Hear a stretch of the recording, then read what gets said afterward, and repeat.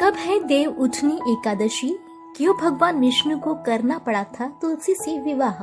हिंदू धर्म की मान्यताओं के अनुसार भगवान विष्णु आषाढ़ शुक्ल एकादशी को 4 माह के लिए सो जाते हैं और कार्तिक शुक्ल एकादशी को जागते हैं। देव उठनी एकादशी के दिन चातुर्मास का अंत हो जाता है और शादी विवाह के काज शुरू हो जाते हैं। कार्तिक मास के शुक्ल पक्ष की एकादशी को देव उठनी एकादशी कहा जाता है। इस बार देव उठनी एकादशी बुधवार 25 नवंबर को है। हिंदू धर्म की मान्यताओं के अनुसार भगवान विष्णु आषाढ़ शुक्ल एकादशी को 4 माह के लिए सो जाते हैं और कार्तिक शुक्ल एकादशी को जागते हैं। देव उठनी एकादशी के दिन चतुर्मास का अंत हो जाता है और शादी विवाह के काज शुरू हो जाते हैं। अगले दिन शालिग्राम तुलसी विवाह होता है। स्कंद पुराण के कार्तिक महात्म्य में भगवान शालिग्राम की स्तुति कही गई है और कहा गया है कि इसके दर्शन से समस्त तीर्थों का फल प्राप्त होता है।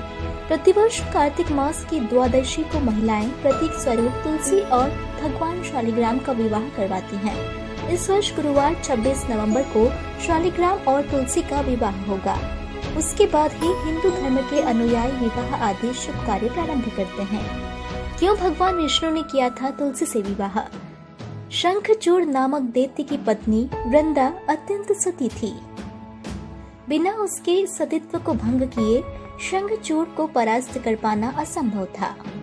श्री हरि ने छल से रूप बदलकर वृंदा का सतीत्व भंग कर दिया और जब जाकर शिव ने शंखचूड़ का वध किया।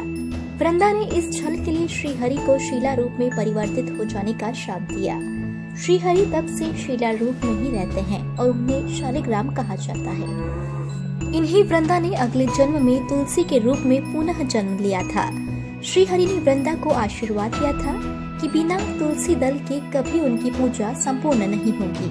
जिस प्रकार भगवान शिव के विग्रह के रूप से शिवलिंग की पूजा की जाती है, उसी प्रकार भगवान विष्णु के विग्रह के रूप में शालिग्राम की पूजा की जाती है। शालिग्राम एक गोल काले रंग का पत्थर है जो नेपाल के गंडकी नदी के तल में पाया जाता है। इसमें एक छिद्र होता है और पत्थर के अंदर शंख, चक्र, गदा या पद्म खुदे होते हैं। शालिग्राम की पूजा का महत्व क्या है, चलिए जानते हैं। श्रीमद् देवी भागवत के अनुसार जो व्यक्ति कार्तिक महीने में भगवान विष्णु को तुलसी पत्र अर्पण करता है 10,000 गायों के दान का फल निश्चित रूप से प्राप्त करता है।